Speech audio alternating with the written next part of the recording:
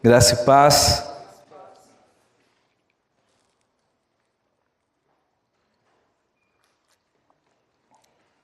Cadê o resto da turma?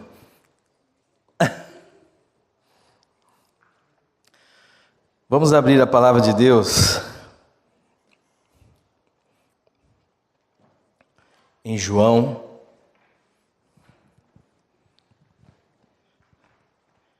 capítulo 6.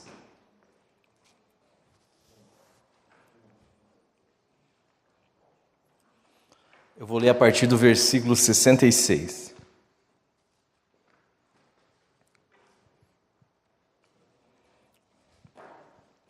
João, capítulo 6, verso 66. Antes de seguir com a leitura, eu queria fazer um convite a você. Todas as quartas-feiras, a partir das 20 horas da noite, a gente está com alguns estudos específicos na minha casa, com a ideia de um discipulado para desenvolver uma ótica teológica e uma forma específica de leitura das Escrituras a partir de Gênesis e Atos. O começo de tudo e o começo da igreja. Então, se você quiser fazer parte disto, depois você pode falar comigo lá na minha casa todas as quartas a partir das 20 horas. Vamos ler o texto? À vista disto, muitos dos seus discípulos o abandonaram e já não andavam com ele. Então perguntou Jesus aos 12: porventura não quereis também vós outros retirar-vos? Respondeu-lhe Simão Pedro: Senhor, para quem iremos? Tu tens as palavras de vida eterna. E nós temos crido e conhecido que tu és o Santo de Deus. Replicou-lhes Jesus: não vos escolhi um número de 12? Contudo, um de vós é o diabo. Referia-se ele a Judas, filho de Simão Iscariotes, porque era quem estava para traí-lo, sendo um dos 12. Passadas estas coisas, Jesus andava pela Galiléia, porque não desejava percorrer a Judéia, visto que os judeus procuravam matá-lo. Ora, a festa dos judeus, chamada de festa dos tabernáculos, estava próxima.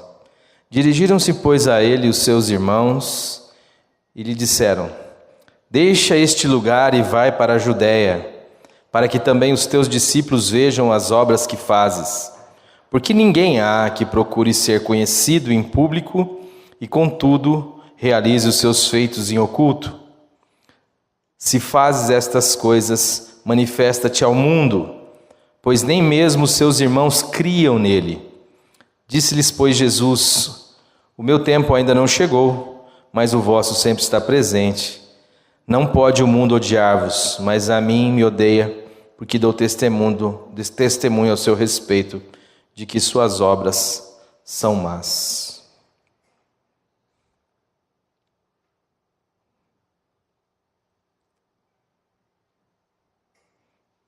João, capítulo 5, verso 19.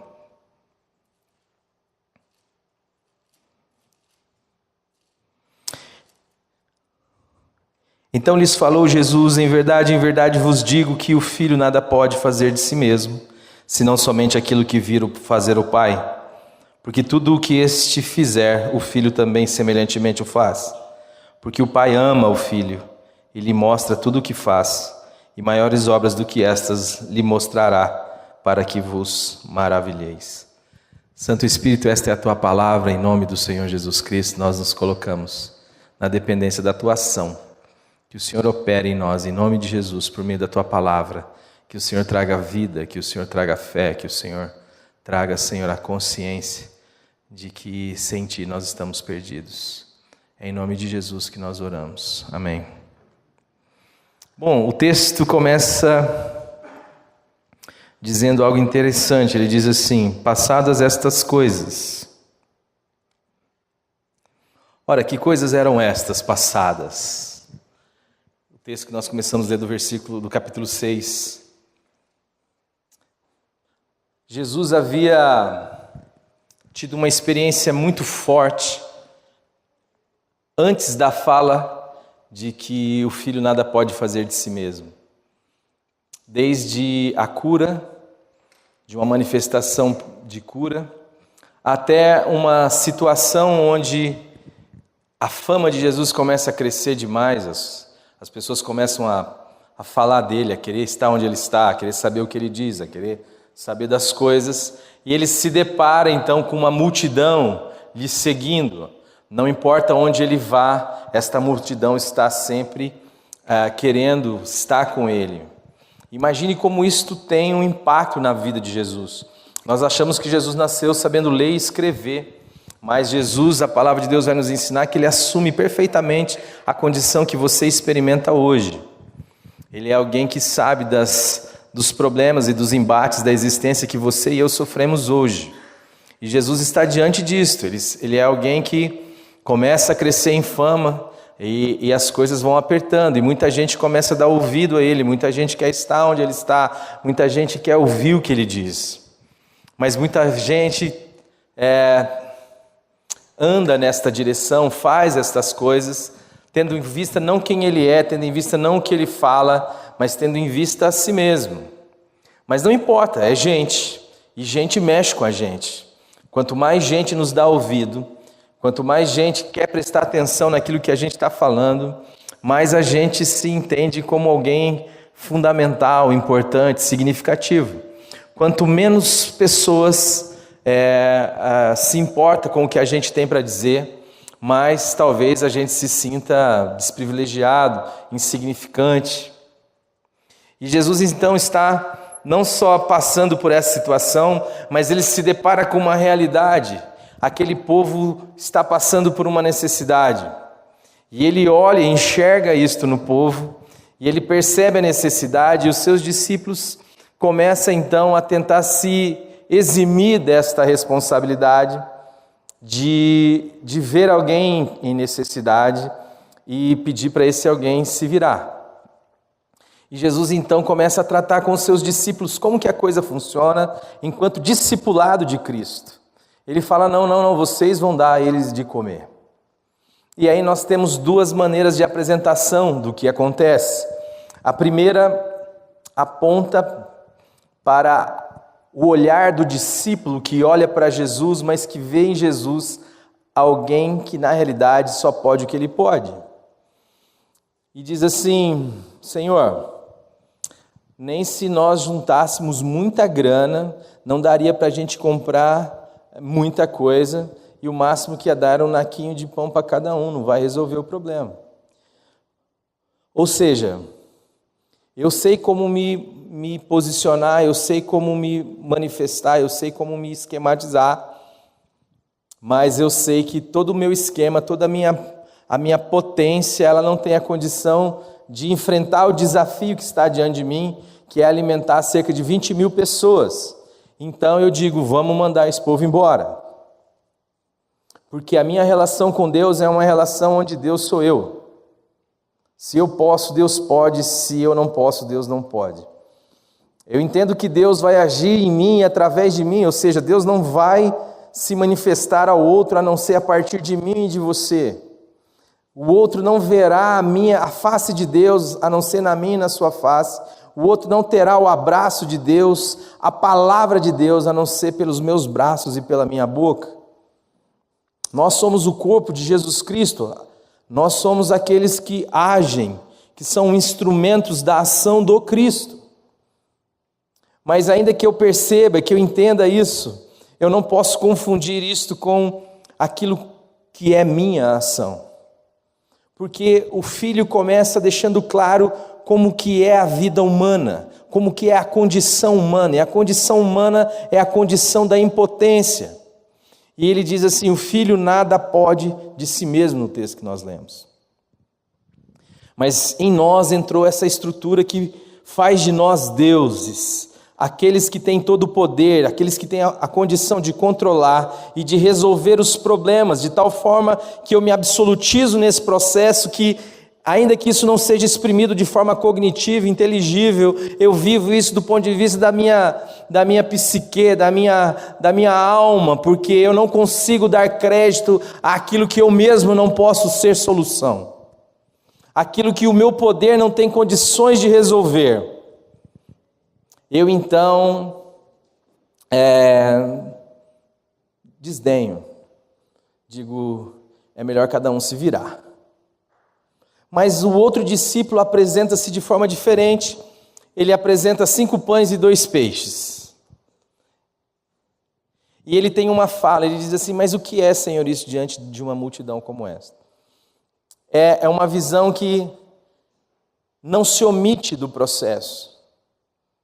Apresenta o que tem, ainda que tenha a consciência clara de que aquilo que tem é insuficiente, mas entrega isso nas mãos de Jesus. Eu sei que eu não tenho a condição de solucionar nenhum problema, eu não sou o Sassamutema, eu não sou o Salvador da pátria, o Cristo és tu, Jesus, eu não. Mas eu me entrego em tuas mãos, para que o Senhor opere. Então o Senhor pega aqueles pães, dando graça, dá àquelas pessoas, e aquelas pessoas são alimentadas. Elas são fartas e sobra muita coisa, porque a graça de Deus é isso, onde abundou o pecado, superabundou a graça de Deus. E esse povo agora, o Senhor tem um tratamento com os seus discípulos, o Senhor está olhando para a necessidade de um povo, mas agora este povo também está tratando com Jesus, também está atuando em Jesus. A palavra de Deus vai nos ensinar que Jesus Cristo aprendeu a obediência por meio daquilo que sofreu. E esse povo anda em direção a Jesus, persegue Jesus. Jesus, depois de ter dado comida a este povo, ele despista esse povo. Depois vocês atentam melhor para o texto. Eu não posso ler todo esse contexto para vocês, mas Jesus manda os seus discípulos ir na frente, ele fica mocadinho, porque ele sabe que ele é quem segura o povo. Depois que os discípulos foram na frente, ele está lá mocado, lá em cima do morro, ele desce pianinho, e ao invés de pegar o barco, ele deixa o seu barco e ele vai por sobre as águas. Ele está deixando claro que ele não quer que o povo vá atrás dele. Mas o povo acorda, fica naquela expectativa, e o povo então resolve ir atrás de Jesus. E o povo resolve ir atrás de Jesus por causa de uma realidade, por causa de uma necessidade que foi suprida. E eles andam muito atrás de Jesus. E quando eles encontram Jesus, eles perguntam: como é que o senhor veio parar aqui? Estava lá o barco.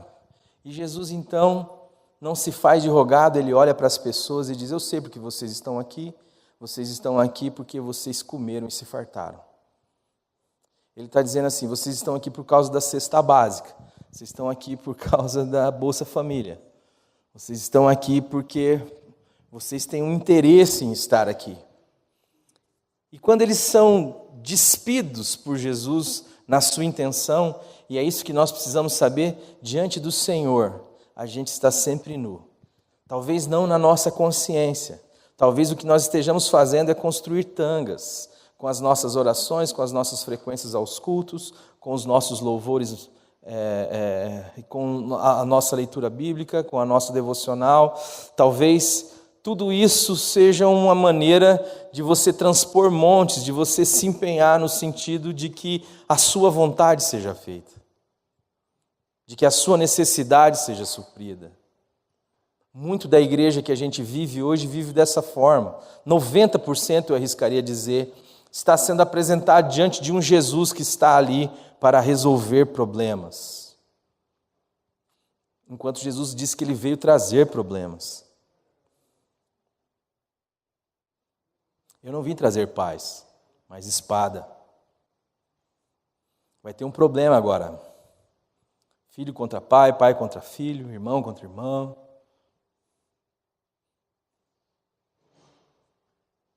Jesus é aquele que pode resolver a sua necessidade.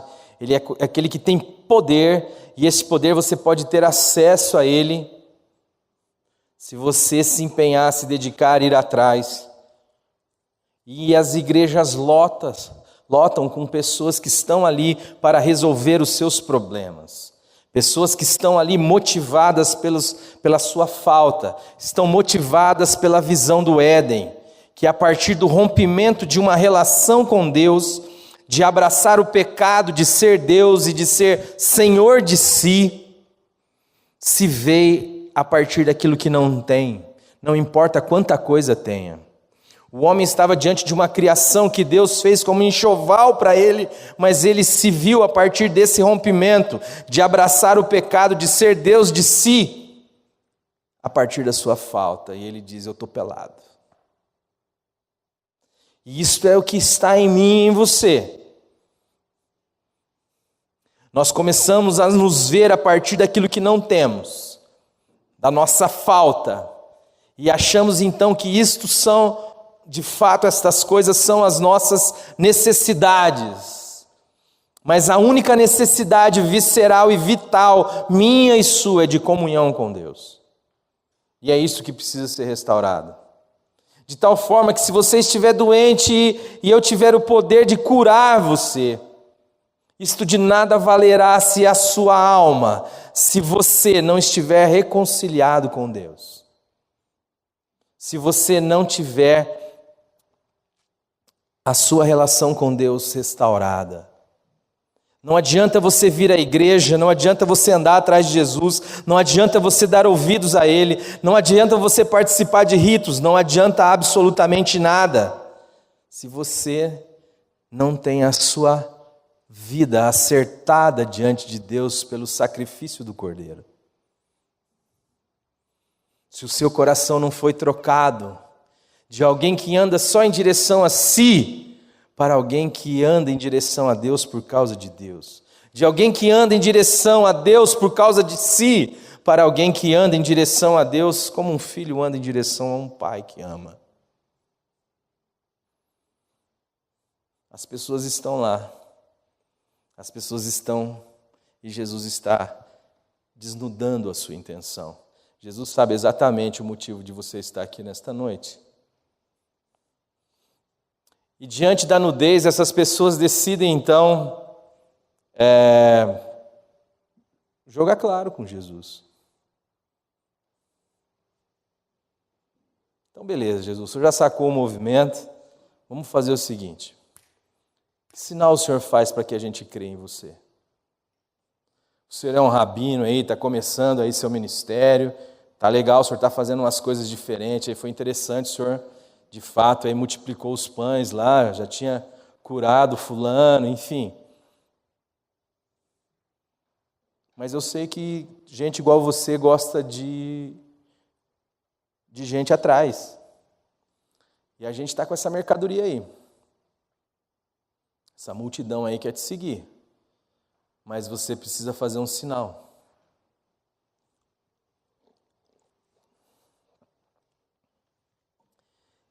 E eu não vou deixar nem você pensar em que tipo de sinal você vai fazer, não, Jesus. O sinal que nós queremos é arroz e feijão. Nós queremos pão. Nosso problema é pão. Nossos pais comeram o pão no deserto. Que sinal você faz? Eu vou dar a dica. Moisés deu pão. Faz igual. Aí Jesus fala assim: não, pessoal, é o seguinte, vocês não entenderam absolutamente nada. Não foi Moisés quem deu pão para vocês, quem deu pão foi meu pai, e eu sou o pão. Isso fala para mim e para você hoje. Porque às vezes você e eu estamos correndo atrás de um pão, e a gente acha que o pão que a gente come, e a gente dá graças a Deus, e devemos dar graças a Deus de fato, mas a gente acha que é a nossa maior necessidade. E a necessidade da minha e da sua alma é de Jesus Cristo, é de Deus, é de reconciliação, é de paz com Deus.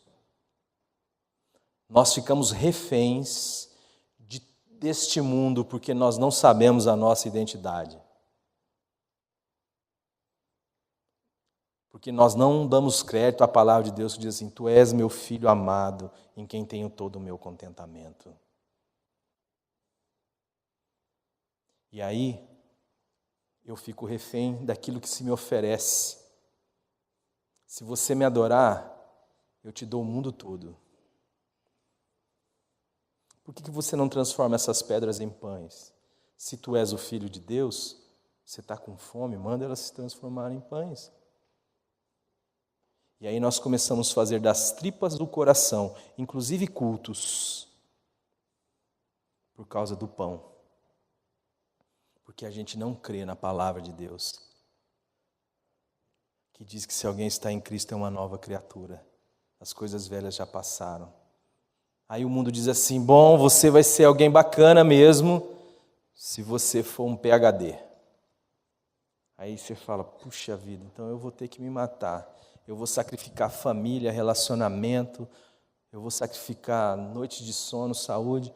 Entendam, eu creio que cada um de nós aqui, diante das oportunidades que a vida nos traz, em comunhão com Deus, deve aproveitá-las.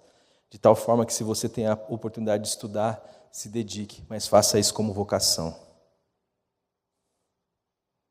Não faça isso como aquilo que dá a sua identidade. Porque ou a sua identidade está em Jesus Cristo, ou você não tem identidade. Depois que você tiver o seu PhD, vai faltar. Ah, é dinheiro. É dinheiro? Então vai. Ah, é mulher. É namorado, é casamento, é sucesso, é saúde. Vai atrás do que você quiser. Tudo isso é legítimo em Deus. Fora de Deus é perversão. Fora de Deus é mal. Trabalhar, estudar, ser fora de Deus é mal. E a gente faz isso buscando que alguém nos reconheça, que alguém reconheça o nosso valor e a nossa identidade, que o mundo atribui, esperando do mundo um atestado de gente bacana.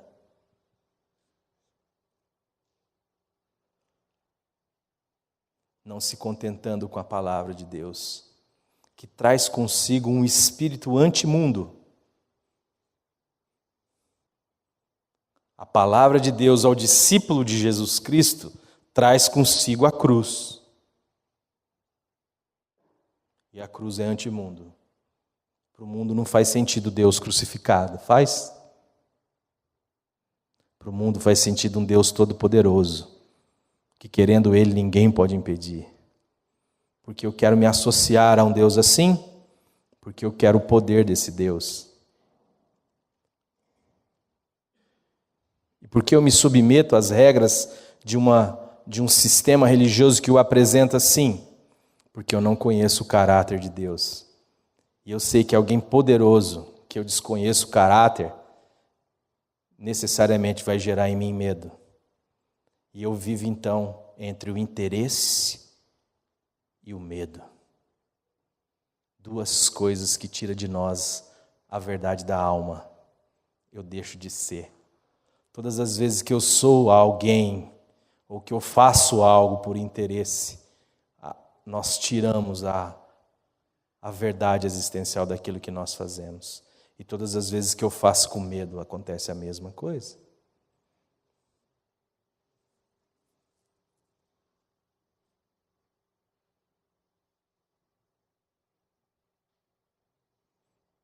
Eu deixo de ser. É por isso que a Bíblia vai dizer que se alguém quiser salvar a sua vida, vai perder. Que não adianta nada um homem ganhar o mundo inteiro e perder-se no processo. E Jesus, então, está aqui. E Ele sabe disso. E Ele não vai deixar por menos. E Ele está falando: querido, a verdade é essa, vocês precisam comer a minha carne e beber o meu sangue. Eu sou o pão. Quando Ele diz isto, as pessoas dizem assim: duro é esse discurso. e elas começam a ir embora. E aqui é a hora da gente também ir embora.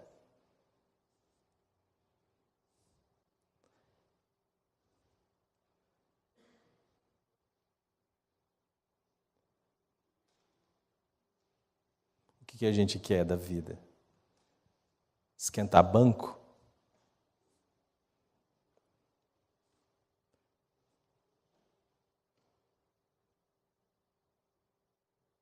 O que a gente quer? Acender uma vela para Deus e outra para o diabo?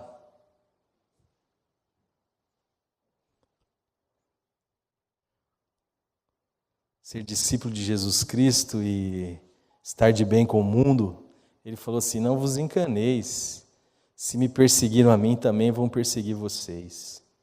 Se guardarem a minha palavra, também guardarão a vós. A gente quer viver no limbo, no morno, como Silas disse?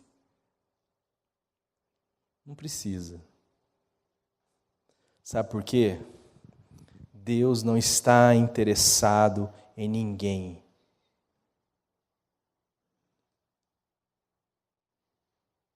sem consciência do discipulado. Deus não está interessado em multidão. Quem está interessado em multidão é quem se favorece dela. Um pastor conhecidão aí de vocês entrou numa dívida numa televisão, conhecidíssima também de vocês. E ele não estava conseguindo pagar os programas, então iam tomar uma fazenda dele. Iam tirar ele do ar. E ele então deu a sua fazenda e disse assim: pegue a minha fazenda, mas me deixe com o povo. Por que eu quero o povo? Porque eu vou tirar algumas outras fazendas desse povo. Porque eu tenho como manipular o povo. Mas Jesus Cristo não tem nenhuma intenção em multidão. Jesus Cristo tem intenção em salvar você, em me salvar, em nos tirar desse mundo de mentira, desse mundo de barganha, desse mundo da religião, onde Deus é uma religião, jamais um pai.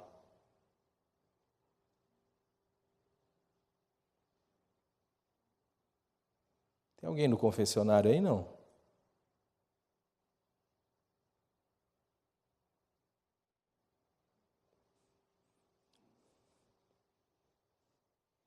E ele diz assim: o filho nada pode fazer de si mesmo. Eu só faço o que vejo o pai fazendo, e segundo o pai fala, eu julgo a vida. Ele está falando de relacionamento. E não só esse povo vai embora, como tem um pessoal que é discípulo já de Jesus, que resolve ir embora também no texto que a gente leu. Estou encerrando. E ele diz assim: vocês não querem ir embora também? E aí o Pedro diz assim: mas para onde a gente vai? Só tu tens as palavras da vida eterna. E nós temos reconhecido que tu és o Santo de Deus. E aí ele fala: tem mais uma, vai ter um cara aí que é o diabo. Eu escolhi também, mas é o diabo. Ele vai me arrebentar depois. Mas não tem problema não. Vamos até o final. E aí o texto vai dizer, no capítulo 7, que os seus irmãos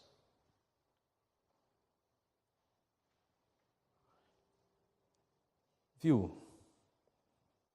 Por que você não vai lá para a capital? Você não quer ficar famosão? Ninguém há que queira ser conhecido que faz suas obras em oculto. Vai lá, meu. Se mostra lá. Dá o seu espetáculo lá. Pensa nesse tempo. Pensa como você reagiria a esse momento. Você é o queridão de Deus, a multidão está te seguindo, Deus está operando através da sua vida, tudo está dando certo.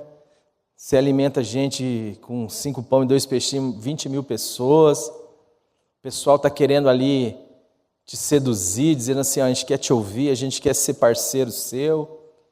E de repente, por causa de um posicionamento seu, um posicionamento em relação àquilo que é verdadeiro, aquilo que é palavra de Deus, tudo isso desaba. As pessoas não querem mais estar perto de você, elas não querem te ouvir, mesmo as mais próximas resolvem abandonar. Só quem fica mesmo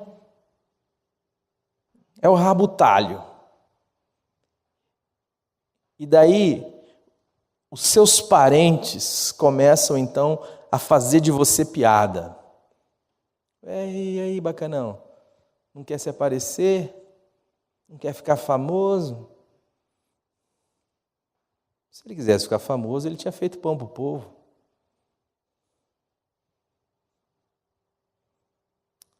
O que eu estou querendo dizer?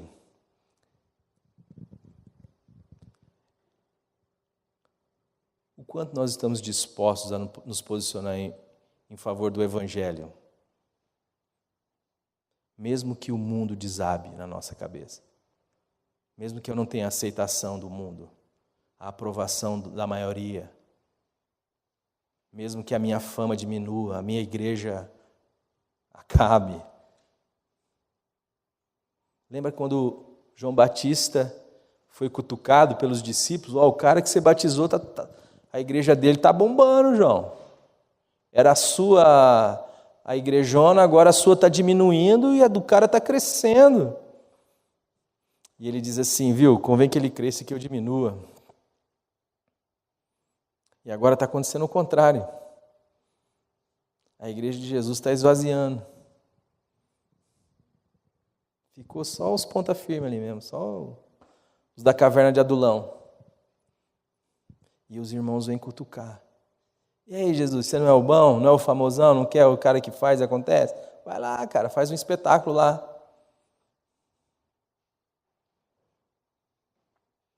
Andar com Deus é de verdade. Andar com Deus envolve um discipulado, que você só vai caminhar se você quiser. Ele disse, se alguém quiser ser meu discípulo, negue-se a si mesmo. É para aqueles que têm o seu chão com a palavra de Deus, que ouviram da boca de Deus, tu és meu filho amado, em quem eu tenho todo o meu contentamento. Tu és meu filho amado, eu hoje te gerei. E se apegam a isto. E por isso não são reféns mais das propostas do mundo,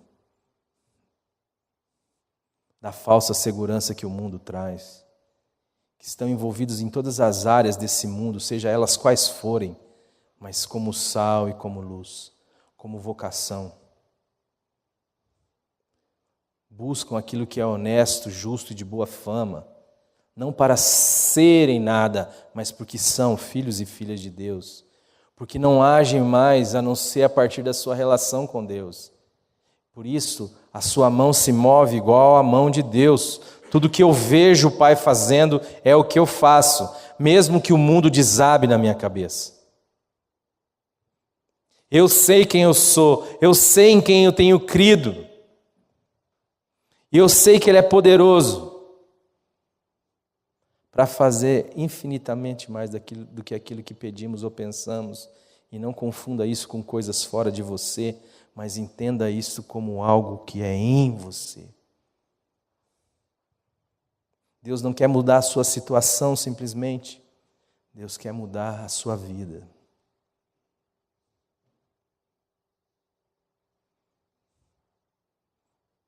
Que vive a vida cristã sabendo que não tem mais para onde ir, porque só Jesus tem as palavras de vida eterna, que vive a vida cristã e que exerce a sua fé, não para fazer com que Deus faça o que você quer, mas para ver Deus, e em vendo como a mão de Deus se move, move a sua de igual modo.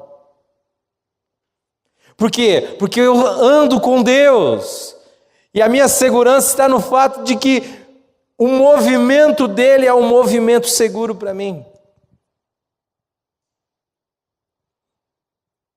E a sua palavra é lâmpada para os meus pés, eu julgo a vida a partir dela. Mesmo que o mundo diga que o caminho que eu estou trilhando é um caminho ruim, é um caminho da impopularidade, é o caminho do fracasso, é o caminho da cruz, é o caminho daqueles que são crucificados. Eu digo, mas meu Pai tem uma palavra de ressurreição no terceiro dia. Isto é aplicado na minha e na sua vida em todo o tempo. Em cada encruzilhada da nossa história, em cada decisão a ser tomada, em cada partido, em cada escolha. Por que fazer o que é direito? Por que andar em direção do que é justo? Porque Deus te abençoa? Porque senão Deus te castiga? Não. O interesse e o medo desqualificam a relação com Deus. É porque você é. E às vezes porque você se posiciona em direção do que é direito, do que é reto, você irá sofrer. E Deus não lhe poupará do sofrimento.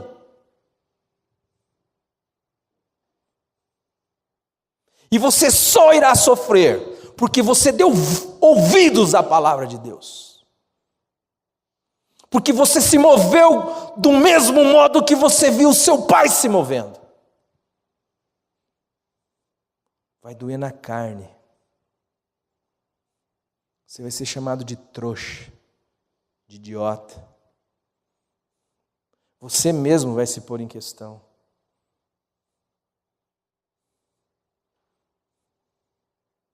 Mas se você saber quem você é, quem é o seu pai,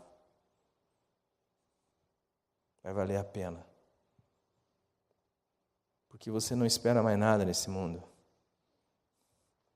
Porque você morreu para esse mundo. E esse mundo está morto para você. O que você está fazendo aqui é prestando um favor a este mundo. Você está se dando ao mundo que está em trevas. E que a sua razão de estar aqui é que outros vejam a luz e glorifiquem a Deus. Porque Deus tem um interesse em salvar as pessoas que vivem nesta mentira que eu estou relatando aqui. Nesta perversidade. Se você não quer sofrimento, não venha para Jesus Cristo.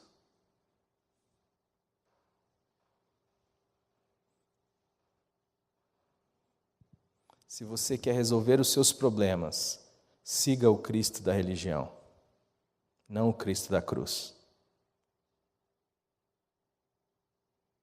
O Cristo da religião se contenta com a sua brincadeira de crente, com a minha brincadeira de crente.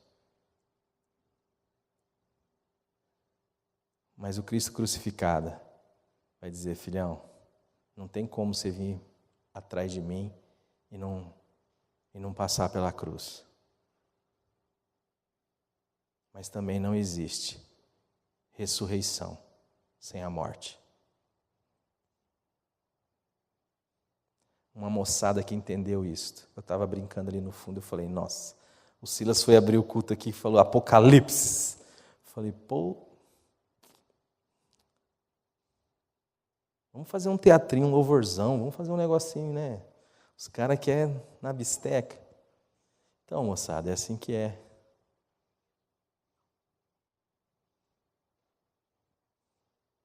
Por que eu não faço o que quero da minha vida? Porque a minha vida não me pertence mais. Tem um outro Senhor.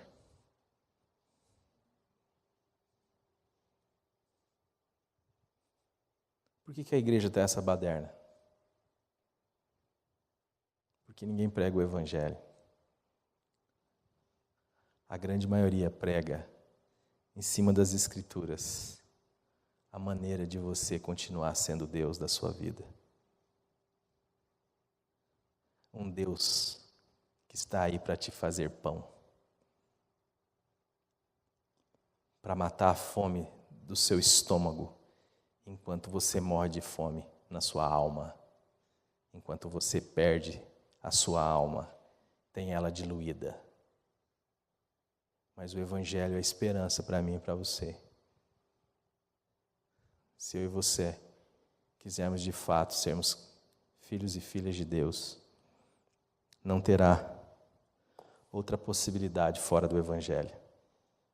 Ele é o poder de fazer de mim e de você novas pessoas, de trocar o nosso coração e de dar a nós um espírito novo e de fazer com que a gente tenha comunhão com o Espírito de Deus.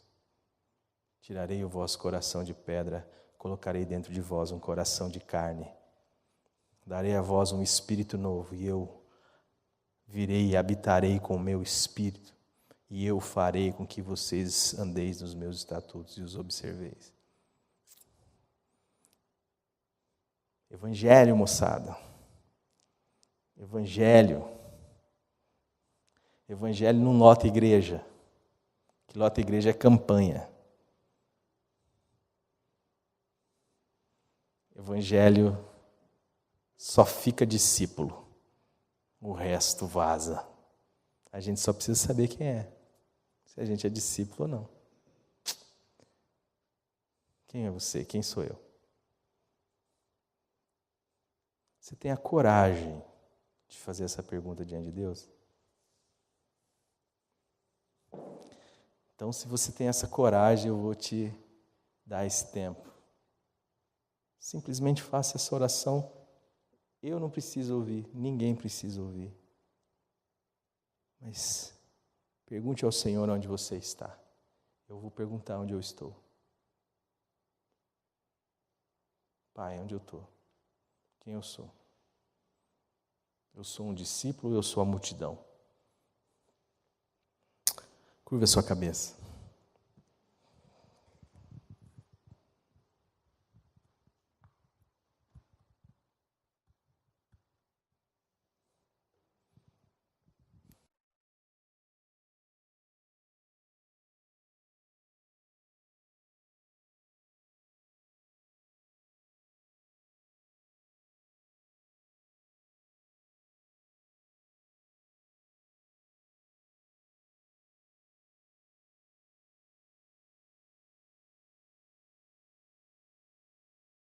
Paizinho querido, louvado seja o teu nome, porque o Senhor nos ama profundamente.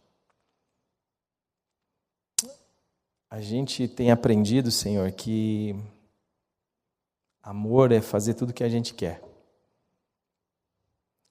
Que nos ama aquele que faz tudo aquilo que a gente gosta.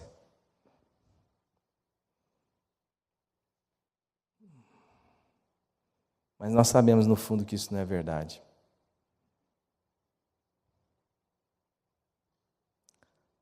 E a verdade e a liberdade é o terreno onde floresce o teu amor.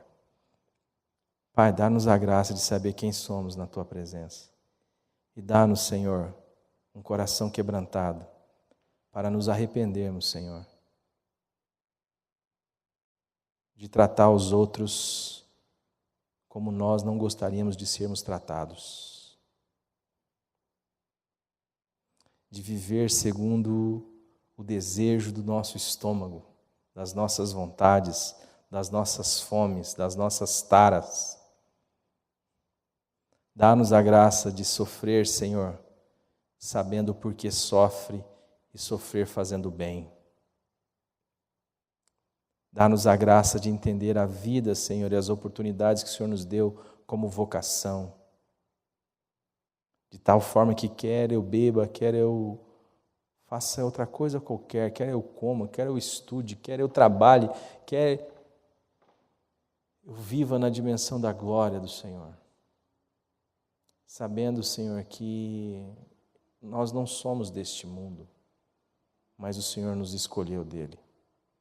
Que este mundo jaz no maligno e que é chegado a nós o teu reino.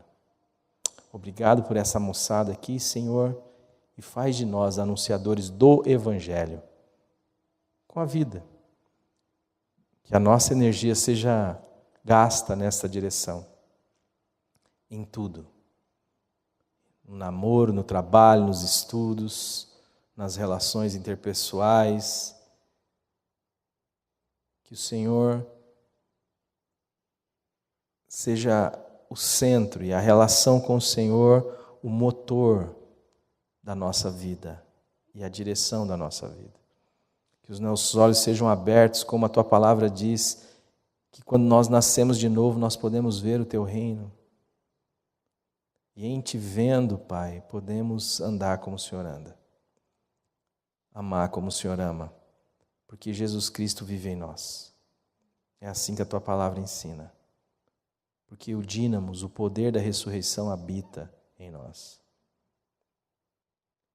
Dá-nos a alegria, Senhor, de viver desta forma sem sentir com isso prejuízo.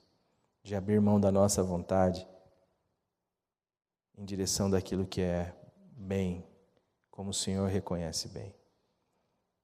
Abençoe essa moçada, a Tua igreja nesta cidade e faz de nós, Senhor, proclamadores do Evangelho. Vivifica a Tua igreja. Em nome de Jesus, Pai, se o Senhor quiser nos usar, cá estamos.